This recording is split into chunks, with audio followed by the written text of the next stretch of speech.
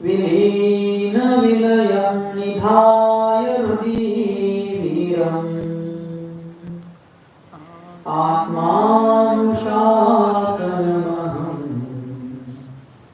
वक्षे मोक्षाय भव्यानाम्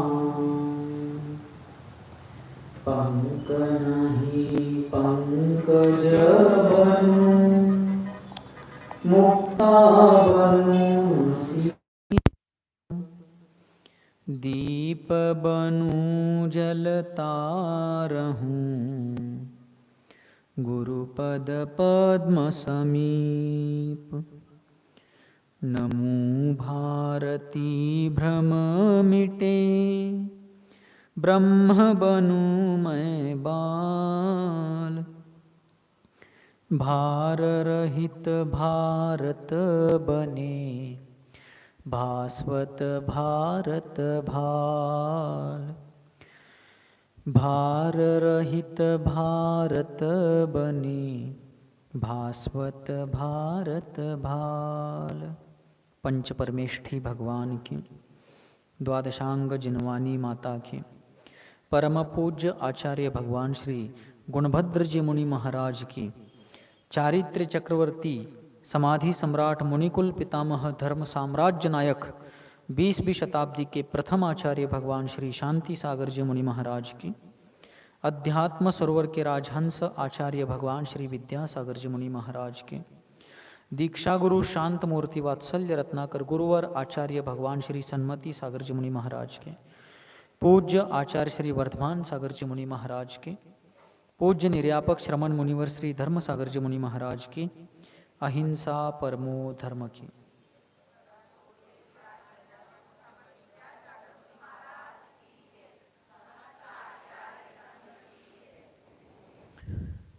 मोहरूपी भयावह भूत का असर जब इस जीव के ऊपर होता है तो उस मोह भूत के वशीभूत होने के बाद यह जीव संसार में कितने भी आपदाएं आए, संकट आए, समस्याएं आए, तो भी मोक्ष मार्ग की ओर बढ़ने का पुरुषार्थ नहीं कर पाता है। क्यों? क्योंकि आचार्य कहते हैं कि मोह के प्रताप से यह जीव धर्म को शत्रु समझने लगता है। क्या समझने लगता है? धर्म को शत्रु समझने लगता है। धर्म का उपदेश देने वाले, हित का उपदेश देने वाले, कल्याण का मार्ग बताने वाले लोग उसको अपने शत्रु लगने लगते हैं, वैरी लगने लगते हैं। क्यों? क्योंकि आचार्य कहते हैं, नीतिकारों ने एक जगह पर कहा, सांप डसे तो नीम चबाए, सांप डसे तो नीम चबाए, कर्म डसे तो धर्म न सुहाए। मतलब सांप काटता है, सांप दंश करता है, सांप का विष शरीर में रक्त के माध्यम से फैलता है, तो उस व्यक्ति को जब नीम कहीं ब्याव यार ब्याऊ यान देव ब्याऊ हाँ निमक ತಿಳಿತಲ್ಲ मुन्नड्री हाँ, तो नीम उसको खाने के लिए देते हैं, लेकिन वो जो विष है सांप का, वह विष पूरे रक्त के माध्यम से उसके सारे शरीर में फैला हुआ है। और जब नीम, कड़वी नीम उसको खाने के लिए देते हैं तो उसको नीम कड़वी नहीं लगती, क्योंकि उसके जीभ का स्वाद चला गया होता है। स्वाद गया मतलब स्वाद को जानने की शक्ति उसकी सुप्त हो जाती है। कड़वा है, मीठा है, तीखा है। उसको यदि मिर्च खाने के लिए दिया, तीखी से तीखी मिर्च, कोल्हापुरी लवंगी, कोल्हापुर की लवंगी मिर्च भी यदि उसको खाने को दी तो भी उसको लगता है मिट्टी खा रहा हूं, सपक। मध्य प्रदेश में गांव है बेड़िया, बेड़िया ऊन पावागिरी के पास है। अभी हम उधर से आ रहे थे और बहुत बड़ी मिर्ची की मंडी है वह, उस गांव में मिर्ची की बड़ी मंडी है। हम विहार करते आ रहे थे और वो मंडी बहुत बड़ी थी, बाजार मिर्ची की। रास्ता ये जा रहा है, वो सामने उगार रोड है ना, ये रास्ता और ये सब मंडी लगी है। तो उतना सब जाते समय, विहार करते समय हमारे साथ चलने वाले प्रत्येक व्यक्ति को छींक आ रहे थे। शेंदखत्तीर एल्लारू शेंदखत्तीर नड़ितन्याक सभी को छींके आ रही थी जोर जोर से। क्यों? उस मिर्च का उग्र दर्प सब फैला था। मिर्ची खाना दूर, मिर्ची को छूना भी दूर, उसके स्मेल मात्र से क्या हो रहा था? छींके आ रही थी। लेकिन जिसको सांप ने डस लिया है, उसके लार में, संपूर्ण शरीर में, संपूर्ण रक्त में जहर फैला हुआ है, विष फैला हुआ है, तो उसको तीखी मिर्च भी तीखी नहीं लगती, मिट्टी के जैसे लगती, सपघाती थी। ठीक उसी प्रकार आचार्य कहते हैं, नीतिकार कहते हैं कि जिस व्यक्ति को मोहनीय कर्म रूपी, मिथ्यात्व कर्म रूपी सांप ने डस लिया है, कर्म डसे तो धर्म न सुहाय। भयंकर पाप कर्म, मिथ्यात्व कर्म का जब दंश उसको हो जाता है, मिथ्यात्व रूपी अंधश्रद्धा रूपी सांप जब किसी जीव को डस लेता है, तो उसे धर्म अच्छा नहीं लगता। प्रतिक्षण मृत्यु उसकी ओर आ रही है, मृत्यु के भयंकर वाद्य यंत्र बज रहे हैं,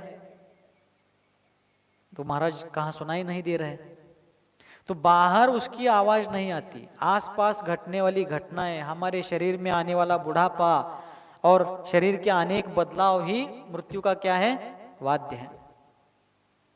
लेकिन फिर भी मोही जीव उसको नहीं सुनता, नहीं सुन पाता है, और नाना प्रकार के दुखों से घिरा हुआ होकर के भी, सब तरफ से संकटों ने घेरा है, तो भी ये जीव उस संसार से मुक्त होकर के शाश्वत सुख को प्राप्त करूं, इसके लिए प्रयास नहीं करता है, क्योंकि मोह का प्रताप ही ऐसा है।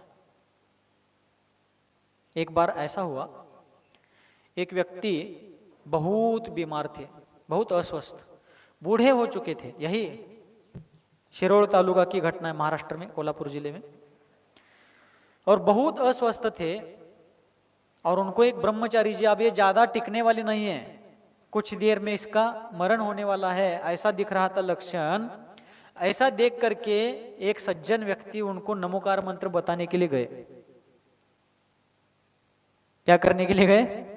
नमोकार मंत्र बताने के लिए गए, दानोली में। तो नमोकार मंत्र बताते समय वो धार्मिक नहीं थे इतने, थोड़ा थोड़ा कभी कुछ थोड़ा बहुत सुना होगा।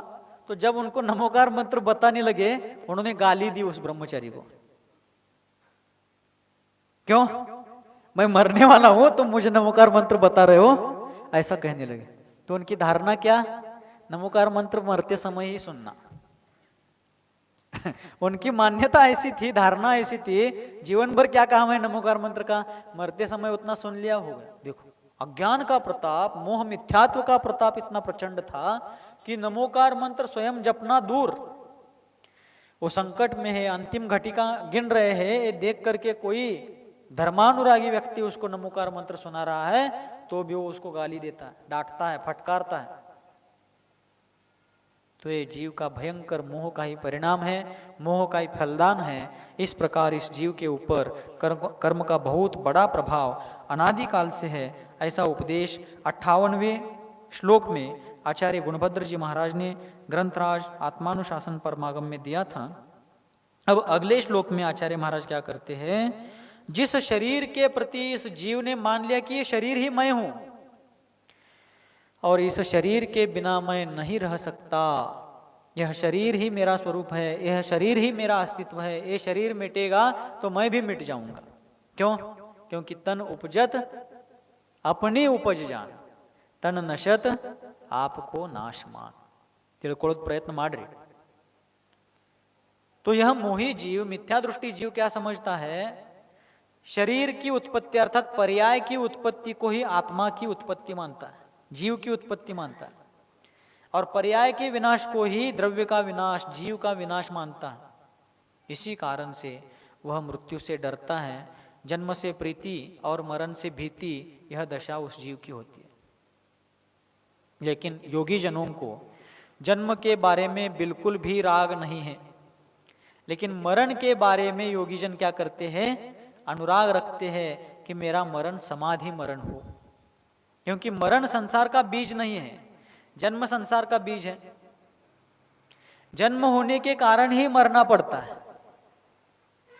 मरे हुए व्यक्ति का जन्म होगा ही ऐसा कोई नियम नहीं है। क्यों? क्योंकि अरहंत भगवान के निर्वाण गमन को बचे हुए 4 आघाती कर्मों में जो आयु कर्म है उसका भी क्षय होता है। तो आयु कर्म का क्षय होना यह मरण है, ऐसा आचार्यों ने कहा। तो अरहंत भगवान के मोक्ष प्राप्ति को भी, निर्वाण कल्याण को भी आचार्यों ने एक अपेक्षा से पंडित मरण कहा। तो अरहंत भगवान भी आयु कर्म के क्षय से होने वाला मरण इस परिभाषा के अनुसार पंडित मरण करते हैं, लेकिन उनका जन्म होता नहीं। वे सिद्ध पर्याय को प्राप्त होते हैं, संसार से हमेशा के लिए मुक्त हो जाते हैं। इसलिए जन्म ही जन्म मरण का बीज है। तो अब यहां पर जिस शरीर को इस जीव ने मोहवश अज्ञानवश शरीर ही मैं हूं और मैं ही शरीर हूं, शरीर ही आत्मा है, आत्मा ही शरीर है, इस प्रकार का अगृहित मिथ्यात्व। कौन सा मिथ्यात्व? अगृहित मिथ्यात्व। मिथ्यात्व 2 प्रकार का है। मुख्य रूप से कितने भेद हैं? 2। कौन कौन से? बराबर। गृहित मिथ्यात्व किसे कहते हैं?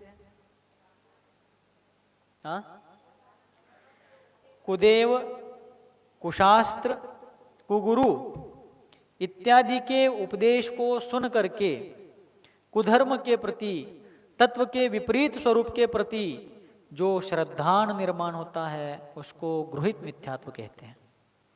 अधिगमज मिथ्यात्व भी कह सकते हैं। कु उपदेश सुन करके, जैसे सम्यक दर्शन के 2 भेद देखे ना, तन निसर्गाद अधिगमाद्वा। तो मिथ्यात्व भी 2 प्रकार से उत्पन्न होता है। कौन से? अधिगमज अर्थात अनायतनों के उपदेश से, कुदेव शास्त्र गुरु के उपदेश से जो विपरीत श्रद्धा, अंधश्रद्धा निर्माण होती है वह अधिगमज।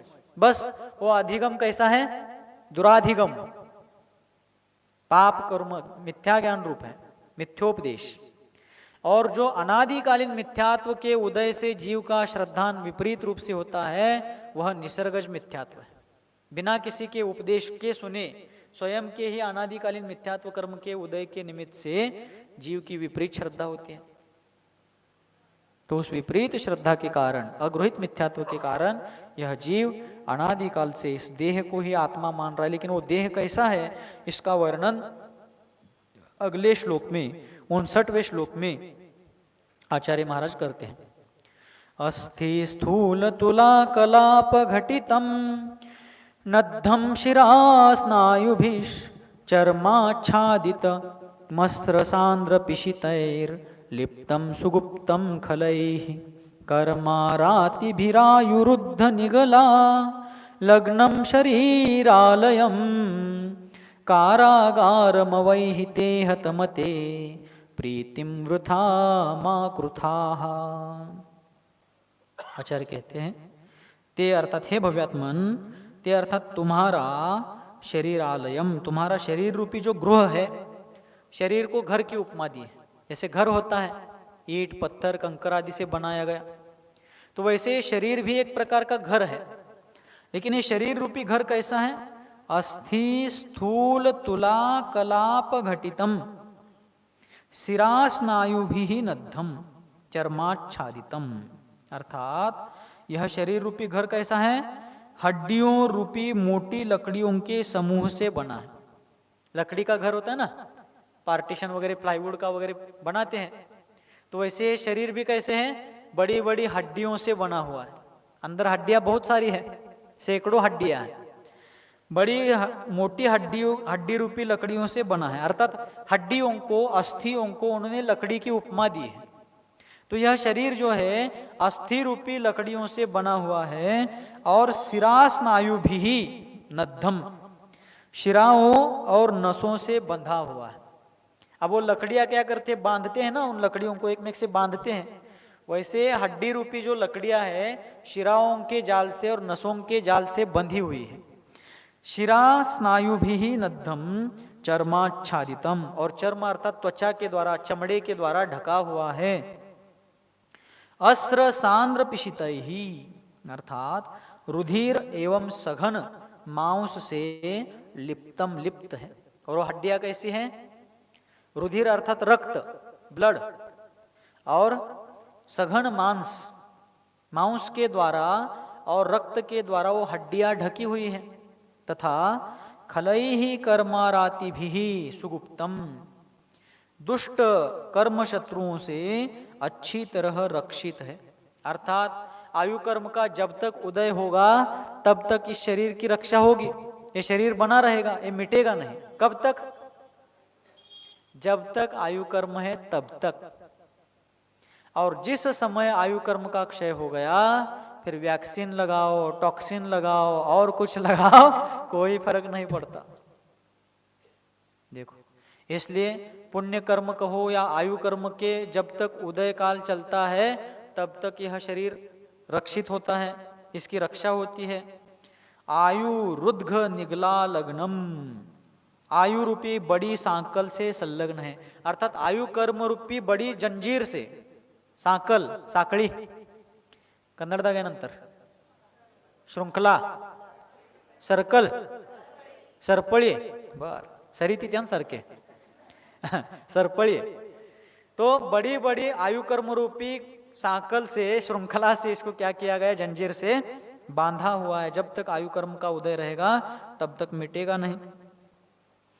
कर्म सिद्धांत यहां पर इतना प्रबल है, जब तक आयु कर्म का प्रबल उदय है तब तक विश्व की कोई भी शक्ति हमें मार नहीं सकती। और आयु कर्म क्षय होते ही एक छोटा सा तिनका, हुलिन कड़ी, एक छोटा सा तिनका भी चुभ जाए तो भी व्यक्ति की क्या हो सकती है? मृत्यु हो सकती है। कुछ साल पहले जब हम छोटे थे तब सुना था कि महाराष्ट्र में कहीं पर एक छोटा प्रिंस नाम का बच्चा बोरवेल में गिरा था नीचे। 2-2.5 दिन तक वो वहां बोरवेल में नीचे था। ऊपर से उसको ऑक्सीजन छोड़ रहे थे, वाटर बैग से पानी छोड़ रहे थे, दूध छोड़ रहे थे, बिस्किट छोड़ रहे थे, वही लेकर खा रहा था। फिर जेसीबी आदि के माध्यम से वहां गड्ढा निकाल करके उस पाइपलाइन तक नीचे तक पहुंच करके उस पाइप को काट करके उसको बाहर निकाला, कुछ नहीं हुआ। और कराड़ के पास एक कृष्णा हॉस्पिटल है, बहुत बड़ा सरकारी हॉस्पिटल है। वहां पर एक बार ऐसा सुनने को मिला कि एक व्यक्ति सोया हुआ था घर में, नींद ले रहा था, निद्रा ले रहा था, और सोते समय उसको सिर के नीचे लेने के लिए तकिया नहीं मिला। उशी अंद्र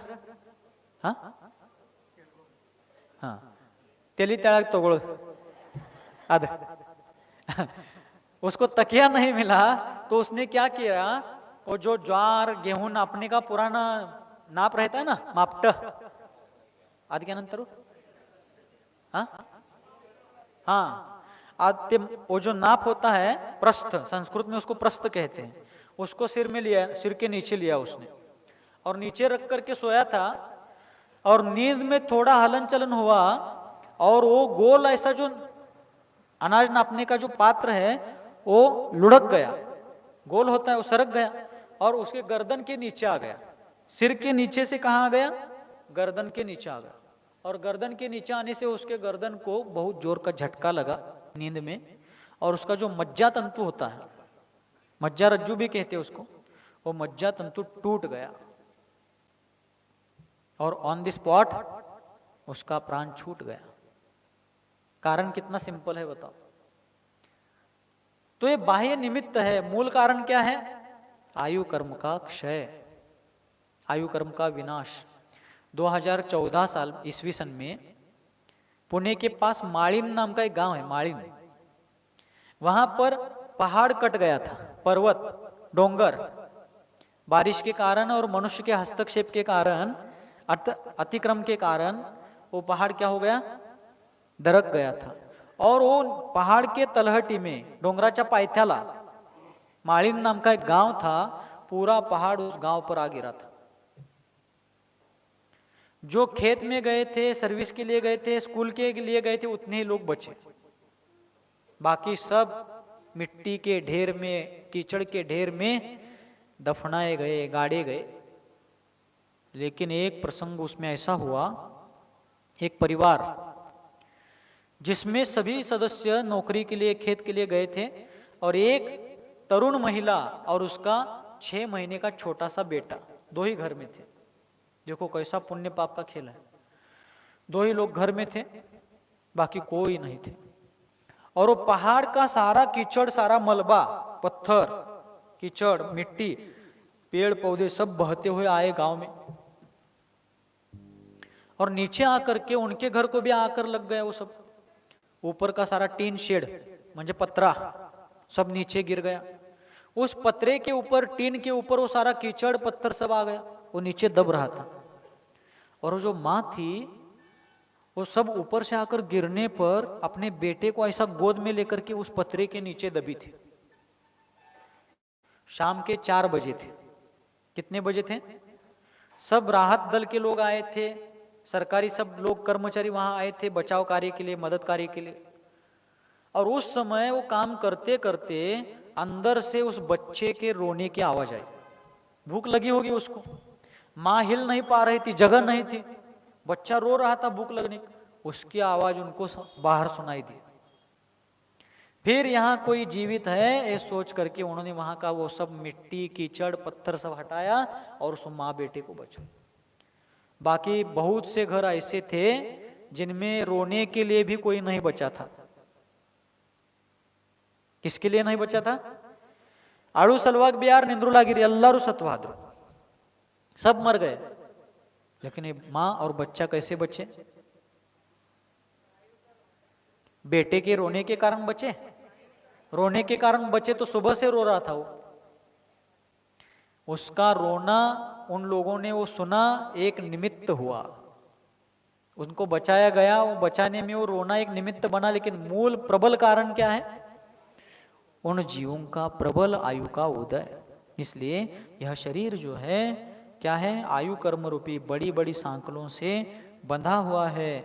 और इस शरीर को कारागारम अवैहि, यह शरीर क्या है? एक प्रकार का तुरुंग है, एक प्रकार का जेल है, एक प्रकार का कारागृह है, ऐसा समझना चाहिए। क्योंकि इस शरीर में यह जीव जकड़ा हुआ है, इस शरीर में यह जीव अनादिकाल से बंधा हुआ है, हर बार मरता है और नया शरीर धारण करता है। जो शरीर मिलता है आयु जब तक समाप्त नहीं होती तब तक उस शरीर में बंधा रहता है। इसलिए शरीर क्या है? एक प्रकार का कारागृह है। जिस प्रकार कैदी है, कैदी जेल होने के बाद, कैद होने के बाद कारागृह में रहता है, कारागृह में बंदी बनकर के, कैद बनकर के रहना नहीं चाहता हो, लेकिन जब तक उसकी शिक्षा, उसका दंड पूरा नहीं होता है, उसकी सजा नहीं मिटती है, तब तक उसको वहां पर बंद करके रहना पड़ता है। वैसे ही जब तक आयु कर्म का क्षय नहीं होता है तब तक इस शरीर में बंद कर रहना। यह आयु समाप्त होने पर जिस आयु को बांधा है उस आयु में, उस गति में जाकर फिर नया शरीर, बैरक बदल रहा है। क्या बदल रहा है? बैरक। बैरक अंदर कारागृह में जो अलग अलग कमरे होते हैं, अलग अलग रहने के स्थान होते हैं, उसी को बैरक कहते हैं। हाँ, बरक यान बरक तो अलग अलग कमरों में जा रहा है, बस कारावास हमेशा है अनादिकाल से। तो आचार्य कहते हैं इस शरीर को कारागृह समझो, हतमते, अरे दुर्बुद्धि जीव, हे अज्ञानी मिथ्या दृष्टि जीव, हे मोही जीव, वृथा प्रीतिम मां कृथा, इस शरीर से व्यर्थ मोह मत करो। अर्थात यह शरीर मिला है तो छूटने वाला है, ये कारागृह के समान है, ये बंधन है। इस शरीर के प्रति, ये शरीर ही मैं आत्मा हूँ और आत्मा ही शरीर है, इस प्रकार का जो विपरीत श्रद्धान है, अंधश्रद्धान है, उस अंधश्रद्धान को छोड़ करके विदेह अवस्था की ओर आगे बढ़ने का पुरुषार्थ करो, सिद्ध अवस्था की ओर आगे बढ़ने का पुरुषार्थ करो। इस प्रकार का उपदेश इस श्लोक में आचार्य गुणभद्र जी महाराज ने दिया। और इस शरीर के साथ साथ इस शरीर से संबंधित जो नाते रिश्ते के लोग होते हैं, पति पत्नी, पिता पुत्र, और भी अनेक प्रकार के जो भाई बंधु नाते रिश्ते होते हैं, वो कैसे होते हैं, इस विषय का वर्णन करते हुए 60 क्रमांक के श्लोक में आचार्य महाराज बहुत सुंदर वर्णन करते हैं। शरणम शरणम वो बंधवो बंधमूलम, चिरपरिचित दारा द्वारमापद्गृहाणाम, विपरिमृशत पुत्राः शत्रवः सर्वमेतत्, त्यजत भजत धर्मम निर्मलम शर्म कामः। आचार्य कहते हैं वह शरणम अशरणम, हे भव्यात्मन, जो अनेक नाते रिश्ते पावनेरा पै यान निम्गे यान ಎಲ್ಲ ಚಲೋ ಆರಿಸ್ಕದಾರು. जो नाते रिश्ते तुम्हें अपने लगते हैं वो सब कैसे हैं? अशरण हैं, अर्थात अभी अपने लगते हैं. नाते रिश्ते के लोग कब अपने लगते हैं? नाते रिश्ते के लोग अपने पास कब आते हैं? जब अपने पास वैभव हो, धन संपदा, मान सम्मान हो, तब आते हैं. और जब ये कुछ नहीं है तो सब मुख फेर लेते हैं. मित्र भी शत्रु बन जाते हैं, अपने भी पराये हो जाते हैं. लेकिन कैसे भी हो, जो नाते रिश्ते के लोग तुम्हें अपने लगते हैं, मेरे हैं, ये मेरी रक्षा करने वाले हैं, किसी भी प्रसंग में, किसी भी संकट में ये मेरा साथ देने वाले हैं, ऐसा जो तुम्हें लगता है वह वास्तव में तुम्हारा रक्षण करने वाले नहीं है, वो शरणभूत नहीं है, वे अशरण है. बंधवः बंध मूलम, जो बंधु लोग है, भाई लोग है, अथवा भाई भतीजा है, अंतम्र. बंधु अर्थात कौन?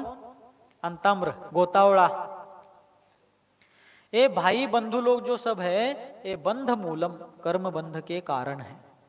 क्यों? सब स्वार्थ के रिश्ते होते हैं, स्वार्थ के नाते होते हैं. इसलिए इन भाई बंधुओं के ऊपर प्रेम करना, मोह करना, ये मेरे है, वो मेरे है, ये अपने है, वो पराये है, इस प्रकार का मोह करना यह बंध का ही कारण है. क्योंकि जब तक दोनों में या लोगों में आपस में प्रेम होता है तो ये लोग हमसे दूर ना हो जाए इसका भय रहता है, इनका वियोग ना हो इसका भय रहता है. और जब कभी द्वेष निर्माण होता है, एक मेक के प्रति ईर्ष्या कषाय निर्माण होते हैं, तो ये जल्दी दूर चले जाए. यान हाव बत्यन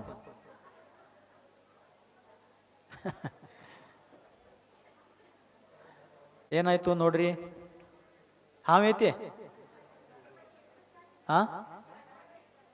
गणपती अहो दशलक्षण वेळेक बरता मग ಈಗ ಹೆಂಗ ಬಂದೆ.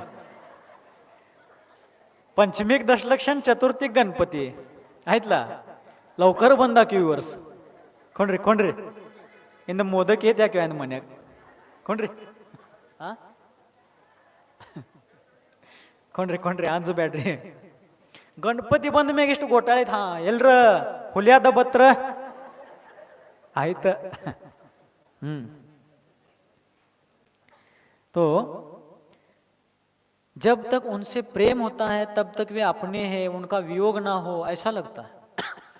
और जब एक में से द्वेष हो जाता है, कटुता आ जाती है, बैर निर्माण हो जाता है, तो कब ये दूर चले जाए, ऐसे इस प्रकार के द्वेष के भाव निर्माण होते हैं. अच्छे हैं तो राग, बुरे हैं तो द्वेष, अर्थात राग द्वेष के कारण है कर्म बंध में ही कारण बन जाते हैं. इसलिए बंधु जो है अर्थात भाई भतीजे नाते रिश्ते के जो है ये सब बंध के कारण है. चिर परिचित दारा नन हेंडती. दारा अंद्र पत्नी, दारा अर्थात पत्नी. चिर परिचित दारा, मेरी पत्नी बहुत प्रिय है, मेरी बहुत चिंता करती है. मैं जब तक घर नहीं आऊं तब तक क्या काळजी जगदभर. महाराज बता रहे थे ना एक दिन कितनी काळजी होती. हाँ सभी वैसे ही होते, ऐसा नहीं है, धर्म पत्नियां भी होती है. सचमुच पति को धर्म मार्ग पर लगाने वाली भी बहुत सारी पत्नियां होती है. लेकिन जितनी धर्म पत्नियां होती है उससे कई गुना ज्यादा पति को भटकाने वाली, पति को उकसाने वाली, उसके माता पिता के बारे में भड़काने वाली, भाई के बारे में शत्रुता को बढ़ाने वाली और कषाय बढ़ा करके बैर निर्माण करने वाली ऐसी भी पत्नियां होती है क्या? नहीं ಇಲ್ಲ. इल्लेद मातनाडिला जनरली ऐसे भी होते हैं, बहुत सारे होते हैं. चेलना रानी भी एक पत्नी थी और वही एक और रानी थी, उनका नाम मुझे ध्यान में नहीं आ रहा है. लेकिन एक महावत जो हाथी का संगोपन करता था, पालन करता था, उस महावत की सुंदर आवाज को सुन करके उस पर मोहित होकर के अपने राजा को, अपने पति को मारने वाली भी एक पत्नी थी. हाँ यान संदर्भ. अमृतमती नाम की रानी थी. उस अमृतमती नाम की रानी ने महावत के आवाज पर मोहित होकर के उसके साथ चली गई. वो अष्टावक्र जैसा कुबड़ा था और अपने राजा को, अपने पति जो राजा थे उनको मृत्यु के घाट उतारने का प्रयास करके वो महावत के साथ चली गई. तो सब प्रकार की होती हैं. तो यहाँ आचार्य कहते हैं चिर परिचित दारा, चिर परिचित पत्नी आपद गृहानाम, आपत्ति के गृहों का द्वारम, द्वार है। ನಮ್ಮ ಆಚಾರ್ಯ ಮಹಾರಾಜರು ಒಂದು ಗಾದೆಯ ಮಾತು ಹೇಳ್ತಿರು, ಏನ ಯಾವೊಂದು ಮದ್ವೆ ಆಗೋದೈತಿ, ಮದ್ವೆ ಆಗೋ ಪೈಲೆ ಹೆಂಗಿರ್ತೈತಿ ಮತ್ತೆ ಆದ್ಮ್ಯಾಗ ಒಂದು ಏನಾಗ್ತೈತಿ. ಅವ್ರು ಏನು ಹೇಳ್ತಿರು, ಹೆಂಡ್ತಿಯನ್ನ ಹಿಗ್ಗತ, ಹೆಂಡ್ತಿಯನ್ನ ಹಿಗ್ಗತ, ಜ್ವಾಳತಾಣನ ಬಗ್ಗತ, ಹಿಂಗ ಪರಿಸ್ಥಿತಿ ಆಗ್ತೈತಿ. ಆ ಸಲುವಾಗಿ ಖರೆ ಕಂಪಲ್ಷನ್ ಇಲ್ಲ ಈ ಪ್ರಕಾರದ. ಬಹಳಷ್ಟು ಚಲುವಾಗಿ ಹೆಂಗಸರನು ತಮ್ಮ ಗಂಡಸರಿಗೆ ಧರ್ಮ ಮಾರ್ಗದಲ್ಲಿ ಹಚ್ಚದಾರು. ಬಹಳಷ್ಟು ಹೆಂಗಸರ ತಮ್ಮ ಗಂಡಸರನ್ನ, ತಮ್ಮ ಮಾಲಕರನ್ನ ಹಿತದ ಮಾರ್ಗ ಮ್ಯಾಗ ನಡಿಬೇಕು ಆ ಪ್ರಕಾರ ಪ್ರೇರಣಾ ಕೊಡ್ತಾರು. ಆದ್ರೂ ಬಹುಸಂಖ್ಯ ಮಹಿಳಾಗಳು, ಬಹುಸಂಖ್ಯ ಪತ್ನಿಗಳು ಈ ಪ್ರಕಾರದವ್ರು ಇರ್ತಾರು. ಆ ಅಪೇಕ್ಷೆಯಿಂದ ಆಚಾರ್ಯ ಹೇಳ್ತಾರೆ. बहुत बार क्या होता है, शास्त्र में स्त्रियों की निंदा सुन करके बहुत से लोग गलत फहमी कर लेते कि नारी का सम्मान करना चाहिए, और यहाँ तो नारी का अपमान कर रहे हैं, नारी की निंदा कर रहा है, ऐसा वैसा. लेकिन ये एक एंगल है, एक अपेक्षा से स्त्री पर्याय में रह करके जो स्वाभाविक छल कपट आदि रूप परिणाम होते हैं उस दृष्टि से निंदा की है. लेकिन धर्म पत्नी, पत्नी की दृष्टि से जो धर्म पत्नी होती है उनकी प्रशंसा की गई है. सज्जन कुलीन स्त्रियों की प्रशंसा की गई है. तीर्थंकर की माता स्त्री है, और पंचकल्याणकों का वर्णन करने वाले प्रतिष्ठा तिलक, प्रतिष्ठा रत्नाकर आदि शास्त्रों में तीर्थंकर की माता को जगदम्बा भी कहा गया. जगदम्बा मतलब जगत अंबा. कौन सा अंबा? रत्नागिरी. तो अंबा है, अंबा आ इथं अ आहे, अ. अंबा, अंबा अंदर ताई, अंबा का अर्थ है माँ. जगत अंबा, जगत की माता. तो तीर्थंकर, कोई प्रश्न कर सकता है कि तीर्थंकर की माता को तो एक ही बेटा होता है, और यहां कह रहे जगत अंबा सारी जग की माता. सभी को जन्म थोड़ी ही दिया तीर्थंकर की माता ने, नहीं दिया. फिर जगत की माता कैसे कहा? तो इस अपेक्षा से कहा कि उनका बेटा पुत्र भावा एकची गोंडा, ज्याचा त्रिलोकी लागे झेंडा. एक ही पुत्र होना चाहिए, लेकिन तीर्थंकर के जैसा होना चाहिए. तो तीर्थंकर की मां ने एक ही पुत्र को जन्म दिया. त्रिशला ने आदिनाथ को जन्म दिया, मरुदेवी ने महावीर को जन्म दिया. इस प्रकार उल्टा हो गए क्या? सुन रहे?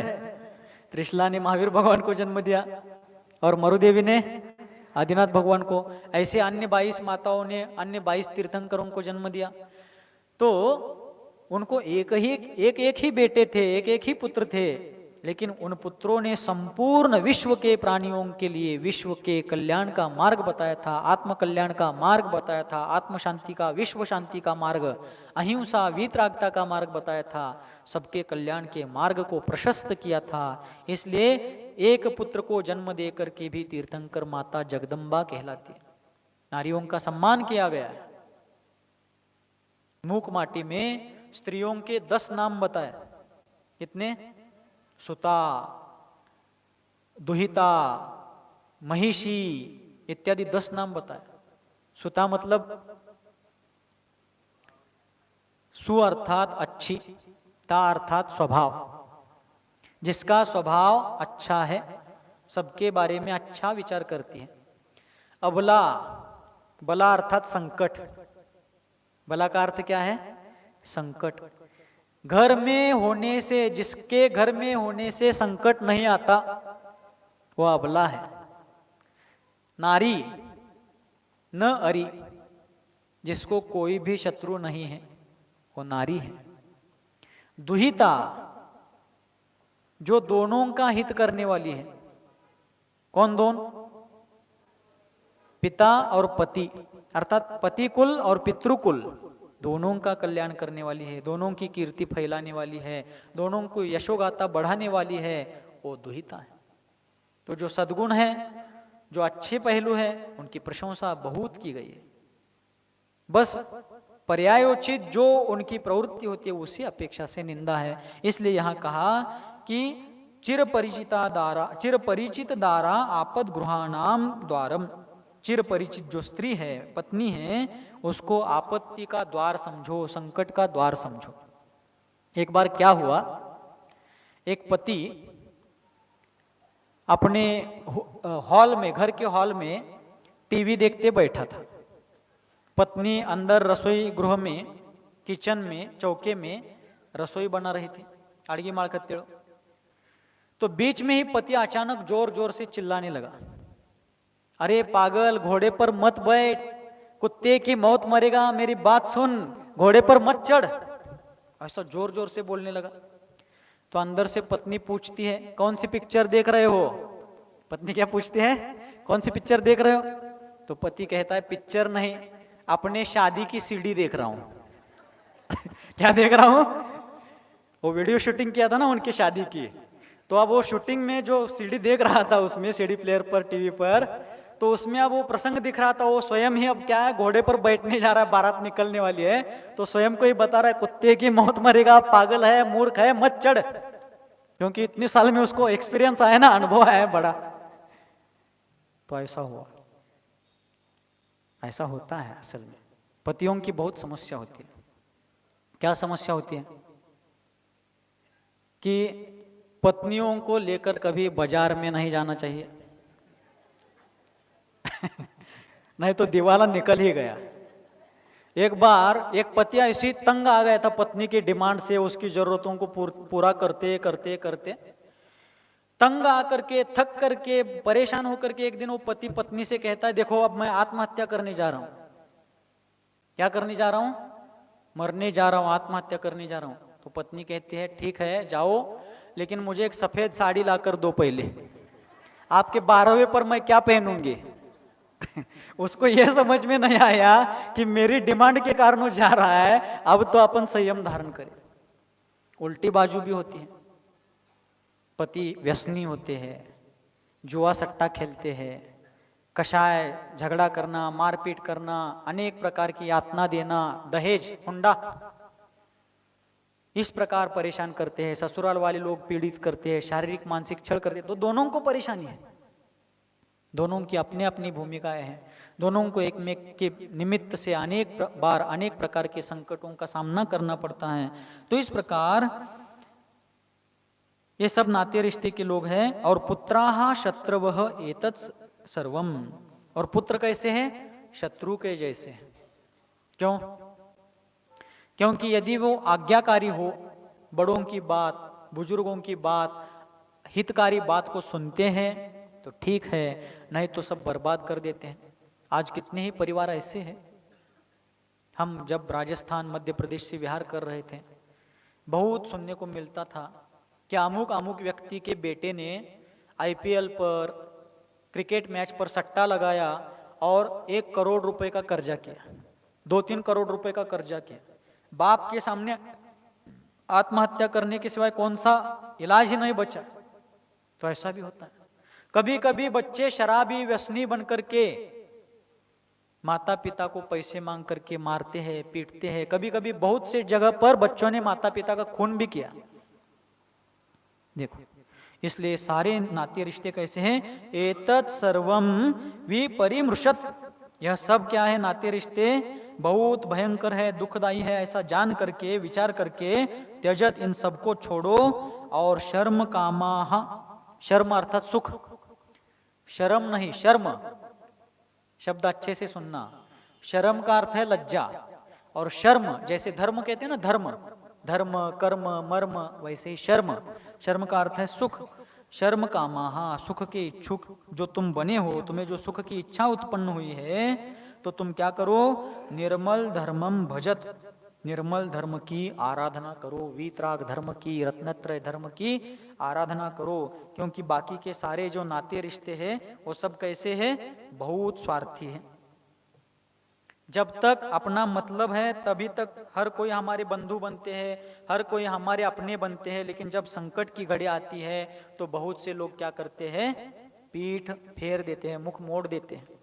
एक बार ऐसा हुआ, एक युवक एक बार अपने गुरु के पास जाता है और गुरु के पास जाकर के तत्व चर्चा करता है।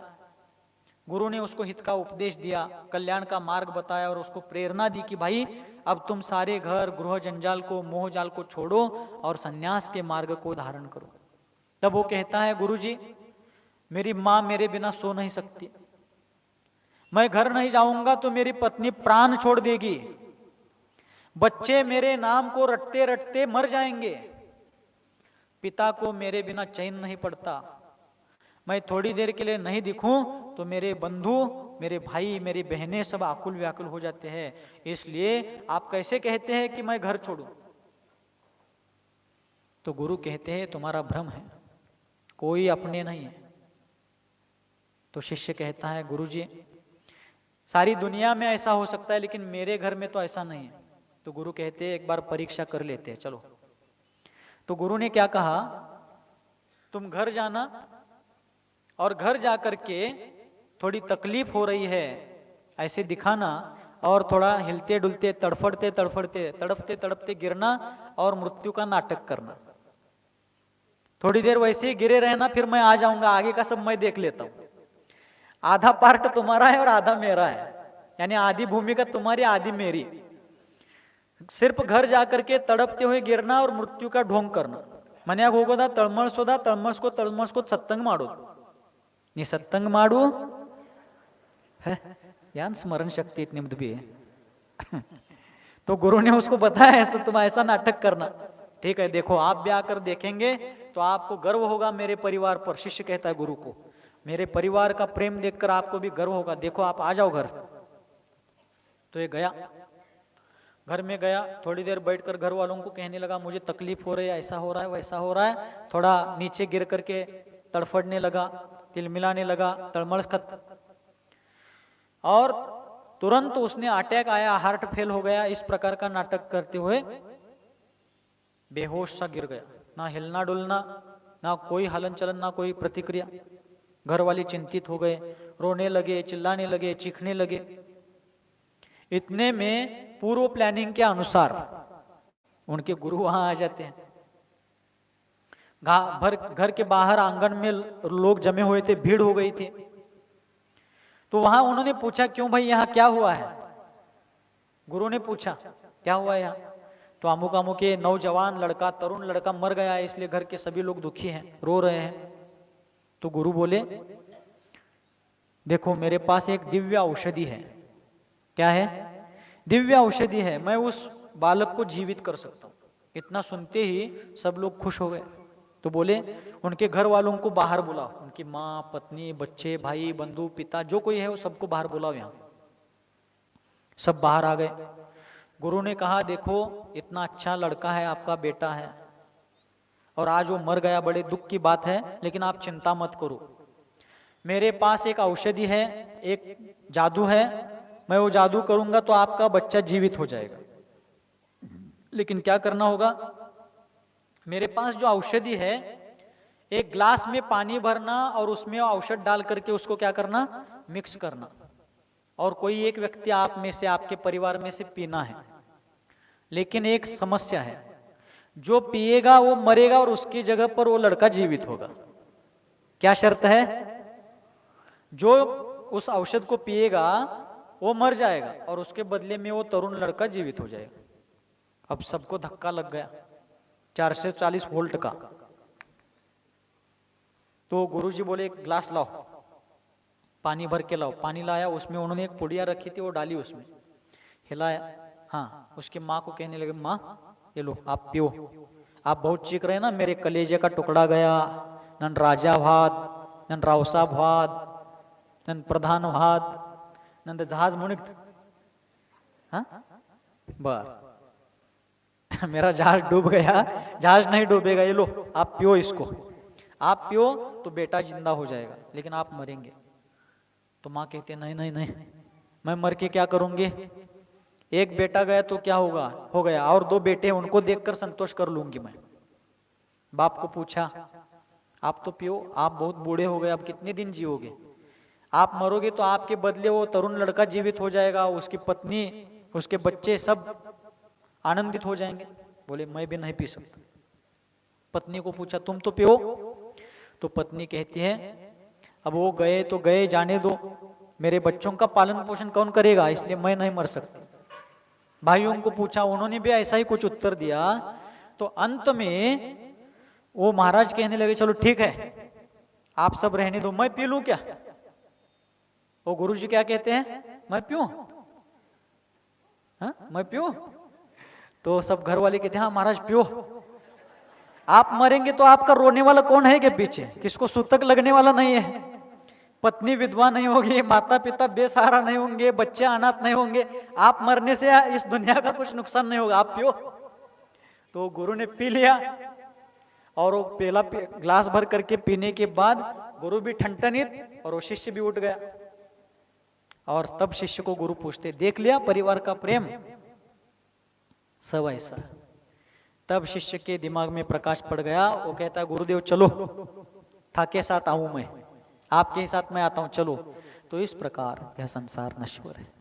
आज तक जितने भी नाते रिश्ते सगे संबंधी हुए सब छोड़ के चले गए हैं। जब तक साथ रहे तब तक राग द्वेष के कारण बने, दुख के कारण बने, सुख दुख में बलि निमित्त बने, लेकिन सब तात्कालिक सारी चीजें हैं। तो हम इन सब का व्यामोह कम करें, छोड़ दे और आत्महित का मार्ग प्रशस्त करें। सभी की मति सन्मति हो और सभी की गति पंचम गति हो। इस मंगल भावना के साथ अहिंसा परमो धर्म की